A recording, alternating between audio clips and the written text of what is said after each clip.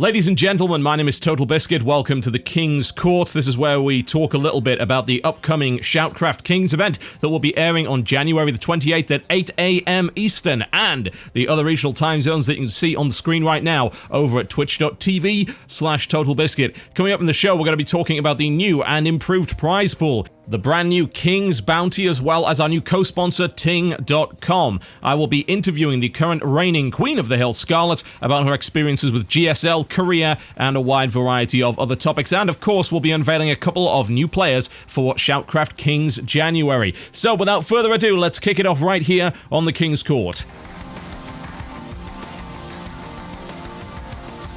As you may have noticed, the prize pool for ShoutCraft Kings has increased from its $5,000 a month pool in 2016 to $7,500 total in 2017. This is, of course, thanks to the renewed commitment of Blizzard, our main sponsor for the event, and our new co-sponsor, Ting.com. You may wish to have a look at that if you are in the market for a new cell phone or mobile plan over in North America. Big thanks to the support of Ting.com, of course, to allow us to create an even bigger and more lucrative event for all of the players, raising the stakes for everybody involved, which will hopefully make for a more exciting experience for the viewers. Now, one other way that we have decided to use that money in order to raise the stakes just a little bit and put a little bit more meaning onto the concept of the win streak is the new system of King's Bounty. This is quite a simple idea. The reigning King of the Hill will accrue a bounty of $25 per map win. That bounty will be paid out to whoever is able to eventually beat them.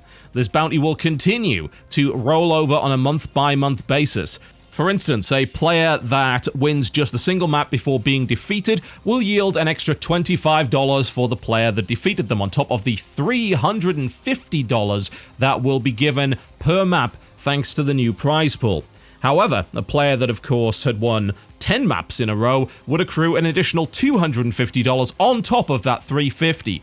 A nice little payout of $600 to whoever happens to be good enough to knock them off the throne. Not too bad for a single map win. The bounty only applies to the current streak of that player, not their past streaks. However, it will carry over on a month-to-month basis. So say somebody's won 4 maps and they are still the King of the Hill by the end of January's tournament, the bounty will remain for February as they continue to defend the title, and will, of course, continue to increase. A nice little bonus, a target on the back of the current reigning king, assuming that we didn't have a big enough one already. We think this is a nice little addition. Hopefully it'll add a little bit more excitement for the viewers, and of course incentive for the players. More rewards, higher stakes, and bigger matches is what we commit to with ShoutCraft Kings in 2017. And January is going to be kicking off with some phenomenal players who will hopefully bring us some incredible games. Now, one of the players that is going to be participating in those incredible games is, of course, the one and only Scarlett, the reigning Queen of the Hill. And I got a few minutes to sit down with her to talk a little bit about her upcoming match opponent, her experience in the GSL, and, of course, her cultural experiences over in South Korea as one of the foreign players who has spent the longest time over in the country. My interview with Scarlett is coming your way right about now. Ladies and gentlemen, I am now here with the current reigning king, or should I say queen of the hill. It is the one and only Scarlett. Welcome to the show. Thank you. Hello, everyone. Indeed. Now, you managed to put on a very impressive performance in the December edition of ShoutCraft Kings. You're now coming in as the reigning champion for January with a lot more money on the line. However, you recently made the headlines in being one of the first foreign players in a long time to qualify for the GSL. So I'd like to know a little bit about your preparation for your GSL group. Okay. So mostly I just practice as normal because I had a lot of tournaments around the same time, unfortunately, like Nation Wars, WSG. So it was mostly just general practice leading up to it. I did prepare a lot ZVT against Alive before the match because I thought that would be like the most important game for me, and I feel more comfortable in ZVT.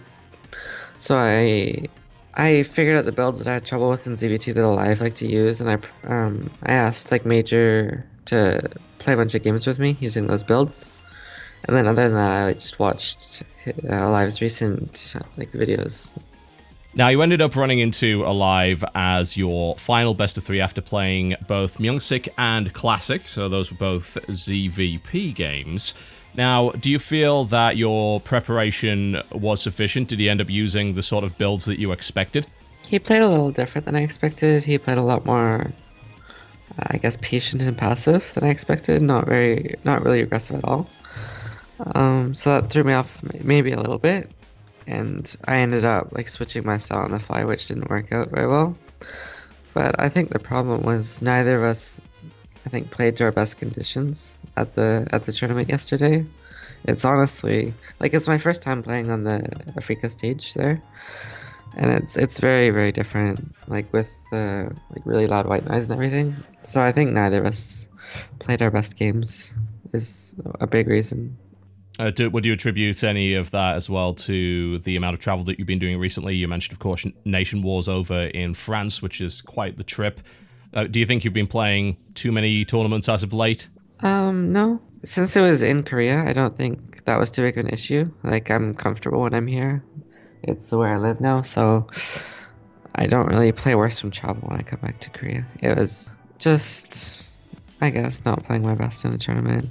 It can happen on the day. Now, you mentioned, of course, that you're now living in Korea. You just mentioned, of course, that you feel like it's your home now. I'd like to ask you, what is the biggest cultural barrier, besides the obvious, that being language, that faces a foreign player who decides to go and live in South Korea? Well, obviously, of course, the language, as you said, it's a big deal for most of the players. They don't like learn or speak any Korean, so they need help.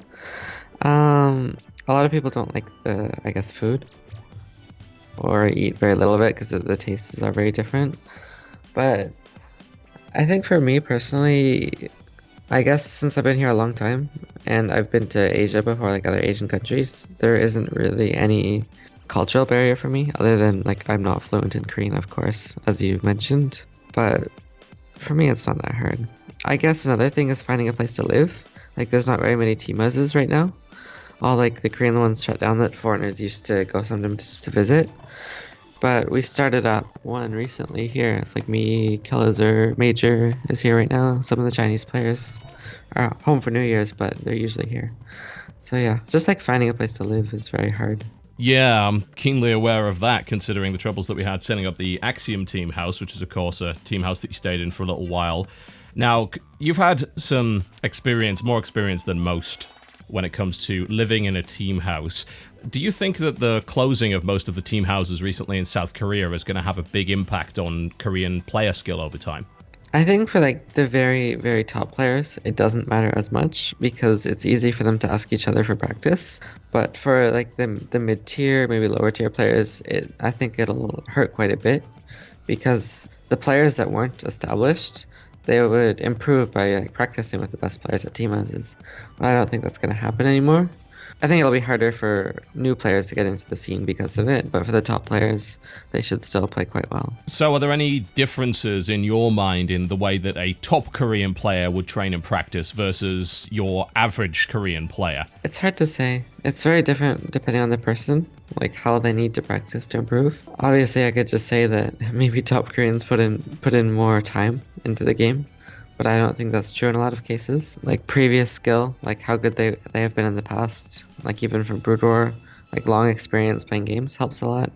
And I think how you approach and think about the game is very important. It's not just about spending like 10 hours a day every day playing if you want to improve.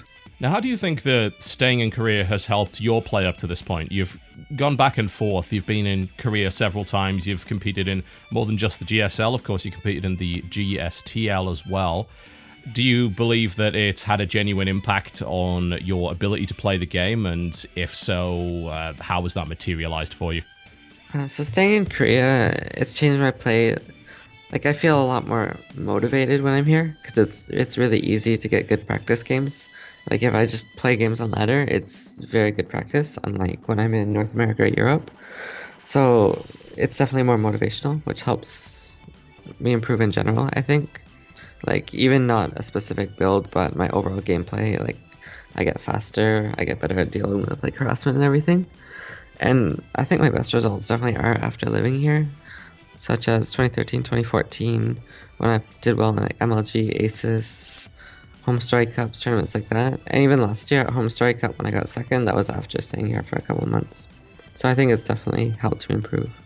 Now, you brought up the Korean ladder, which I think among a lot of fans is viewed as a sort of mythical place where you can go and instantly get better. And you mentioned that you do much better after time on the Korean ladder versus time on the North American ladder. What's the difference, to explain to a casual fan, for instance, who might just say to you, well, why can't you just stay in America and play on the Korean ladder? Why do you have to be in Korea for this? So there's a lot of, I guess, lag when you're playing from North America to the Korean ladder, and it really changes how the game feels. If you're playing with lag, like some players can't play with lag at all because you kind of have to play a different style. It's not as good if you're playing offline events. And obviously the players are on average much better in Korea. So for most players it's easier to improve that way because you'll end up losing, like, I guess, about half your games on Korea, and it's easier to learn when you're losing. I think some players have had success improving outside of Korea, such as Neeb and Showtime specifically, maybe Nurchio too. But I think you have to spend more time thinking critically about what's happening if you want to improve on other ladders, whereas in Korea it's much simpler to just improve generally by playing games. Now, you'll be taking your opening match in ShoutCraft Kings January versus Nightmare, who is a player that not all that many people know much about. Have you had a chance to face him perhaps on ladder or in practice as of yet? What do you think of him as an opponent? Yeah, I've played him a few times at least recently. I think he's a pretty good, like, up-and-coming player. He wasn't well known in the past, but at the same time, I feel confident against him. Like, I think in the future he can be good, but right now I feel personally like I have a strong chance against him. You mentioned earlier that you thought your Zerg versus Terran was pretty on point, but if we look at your GSL results from yesterday, in fact, you put on a great performance against Myung-Sik, 2-0, and you put on a hell of a performance against Classic as well, who's considered, of course, to be one of the top Protoss in the world. Just a marginal loss there, 2-1. Yep. Do you think that, as it turns out, your ZVP is actually pretty strong at the moment? Honestly, my ZVP win rate is probably my highest overall. The problem is I don't think the matchup makes much sense. Like, you kind of have to adapt a lot more to the games.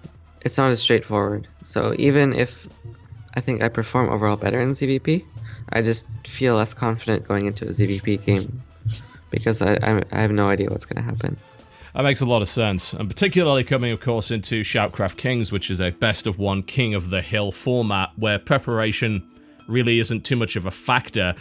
How does that differ from a regular tournament to you? Does it make you feel more confident in your ability, less confident? I think I feel more confident against better players in best of one, of course, because if I feel someone's better than me, it's easier to beat them in a single match. But, like, against someone worse than me who's cheesy, I guess it's a little uncomfortable, because if you mess up one time, you're just out of the tournament. So I think I'll have to play pretty safe if I think I'm better than someone. Now, unfortunately, of course, you were not able to advance in the GSL this season, so what are your plans for the next few months? So which tournaments can we watch to see you play in? I'm still gonna focus on playing in Korea. I have a tournament tonight, the GSL show match series called The Loser Strikes Back. I might have to play like 11 games versus Innovation. Oh god. Yeah, it should be fun. But yeah, my focus is mainly gonna be in Korea. I'll probably play some of the WCS events. Like, I'll play all the North American qualifiers and Korean qualifiers if there are any. But I don't think I'd end up flying out to play open brackets of tournaments because I don't just want to grind everything and travel a lot. Like, that tires me out way too much. So I'm still gonna focus on Korea next season of GSL. There's a lot of tournaments here this year actually, with 3 seasons of GSL, and then they have the Super Tournament twice, like GSL versus the World, and then there might be possibly some SSL tournaments. So there's a lot to look forward to in Korea for me. Excellent, glad to hear that. Now, thank you very much for taking the time to talk to me today, and best of luck, of course, in ShoutCraft Kings January with the new improved prize pool, and of course the bounty pool, which will be on your head going forward, assuming that you're able to put on a long streak. And I see a lot of people gunning for your title. However, I'd like to give you a little bit of an opportunity to say a few thanks and shout-outs to perhaps practice partners, teammates, fans, anything you'd like. I guess thank you to Major for helping me practice for GSL and Bjorn as well. And thanks to everyone in the house here, like No Regret and Diego for coming to cheer me on yesterday, even though I ended up losing. And thanks everyone for watching. I saw we had actually more than 35,000 viewers on GSL yesterday, which is the highest in years. So yeah, it's really nice that everyone watched me play, even though I didn't end up winning in the end. So hopefully next season. Yeah, absolutely. It was a phenomenal success. You're obviously a major draw for viewership, and hopefully a lot of tournaments bear that in mind when they are thinking about their invite lists. We certainly will. Congratulations for a good performance. We definitely hope to see you advance to at least the round of 16 next season, and we will see what happens during ShoutCraft Kings January as you defend your title first against Nightmare, and then against, well... Can't tell you that. A lot of very good players, let's just put it that way. Ladies and gentlemen, Scarlett, thank you very much for taking the time to talk to us today, and we will see you on Saturday, the 28th of January 2017, beginning at 8 a.m. Eastern. Ladies and gentlemen, you don't want to miss it. Catch it over at twitch.tv/TotalBiscuit or the VODs on youtube.com/TotalBiscuit. Now, of course, you're probably quite interested to know as to who will be competing in ShoutCraft Kings January 2017. The lineup that we have for you is absolutely phenomenal. A great mix of top-caliber championship-level players, as well as a few surprises along the way. Most of it will, needless to say, as we always do, be kept in a shroud of secrecy. However, we do of course know that the opening matchup will be Scarlett, a Zerg player from Canada, versus Nightmare, an up-and-coming South Korean Protoss. Now, you probably don't know a huge amount about Nightmare, and I can hardly blame you for that. Nightmare was one of the trainees in the former Kesper team CJ Enters. He wasn't involved in the Pro League roster in any way, and unfortunately wasn't able to really put any results on the board prior to the team's disbandment in October of last year. However, in December, Nightmare did qualify for the 2017 season of GSL Codes. He beat Hurricane on the way to do so, and then beat Hurricane again after losing to Classic. So, something of a PvP bonanza for him. He was put in a pretty damn hard group in the process, facing off against former CJ Captain Hero, as well as the Wunderkind Maru and Gumiho, the famous Towel Terran. He was able to defeat ShoutCraft King's staple Gumiho, but unfortunately did lose out, having to face down Hero not once but twice in a PvP, one of the strongest matchups of the former CJ captain. So it's not exactly surprising that he ended up falling out of the round of 32 of the GSL. However, I'm very interested to see what Nightmare can do. It's quite rare to see an up-and-coming South Korean player that we didn't already have an awful lot of information on in the first place. Outside of the GSL, the only real results he's put on the board recently were at Lifang Cup 157, where he was able to 2-0 Trust, 2-0 Bunny, that being the Korean Bunny, and 2-0 against Billowy, which is nothing to be sniffed at. I'm very interested to see if he could be a surprise breakout in the ShoutCraft Kings event, and honestly, I do love inviting those kind of players along because they are often full of surprises. Another player on the invite list for Kings January 2017 who is equally unknown would be the one and only DR Geeling, which is an amusing name to say the least. He popped onto the scene very recently and was also able to qualify for Codes, unfortunately unable to put on results in a very tough group indeed. However, what you might not know is that DR Geeling actually competed in 2016 for the GSL and ended up in Code. He defeated Ryung. However, outside of that, he is unfortunately best known perhaps for being an unwitting and completely innocent participant in a match-fixing scandal involving the player Byong, who is of course no longer playing StarCraft 2, having been formally charged with match-fixing. That was in fact DR Geeling's first televised match, and he of course won the first map. Unfortunately, it turned out that Byong had been paid to throw the match for the benefit of a group of illegal South Korean gamblers. Not exactly the best way to debut, of course, by no means in any way DR Geeling's fault, and hopefully it can come out of the shadow of that in 2017, which is one of the main reasons that I'd like to give him an opportunity to show his skills in ShoutCraft Kings January 2017. We may very well see another breakout star come out here, and it would be awesome to see that happen right here on our stage. Outside of that, there are very few results to look at for DRGling, so really we have absolutely no idea what to expect from him. The only thing we know for sure is that his name, DRGling, is of course an homage to the former champion and legendary StarCraft 2 player Dongrei Gu, aka DRG. Best of luck to him and, of course, Nightmare in their debuts in ShoutCraft Kings, January 2017. Of course, you might be wondering, well, okay, you've got a few up-and-comers, but do you have any big players? Do you have any, oh, I don't know, world champions lying around in your pocket? Well, of course, this is ShoutCraft Kings. We hardly mess about, do we? If you want a champion, how about the reigning world champion, the one and only Bjorn, winner of BlizzCon 2016, will be making his appearance once again here in ShoutCraft Kings, looking to extend his number of games won and knock innovation off the top of the table when it comes to the number of heads claimed in ShoutCraft Kings. And how about a Zerg legend, a two-time MLG champion, DreamHack Open champion, and of course the winner of IGN Pro League Season 5, the one and only Linok, aka the Linoctopus, will be making his debut right here on ShoutCraft Kings, January 2017. All this and many, many more players indeed will be taking part in the tournament. It's going to be one that you absolutely do not want to miss. Packed full of talent, packed full of awesome games, and of course the commentary of myself and Mr. Jeff in Control Robinson. With that much bigger prize pool, $7,500 a month on the line. The stakes have never been higher. Do tune in on January the 28th at 8 a.m. Eastern, regional times displayed on the screen right now. And of course, if you miss any of the action, head on over to youtube.com/TotalBiscuit. That's this channel right here. And you can find the VODs for all of the past ShoutCraft Kings events, as well as January, going up over the next few days. My name's been TotalBiscuit. Thank you very much for watching. Big thanks to our brand new sponsor, Ting.com. Head on over to the URL shoutcraft.ting.com in order to get a discount off your first order. Thank you very much for watching, folks, and we'll see you next time.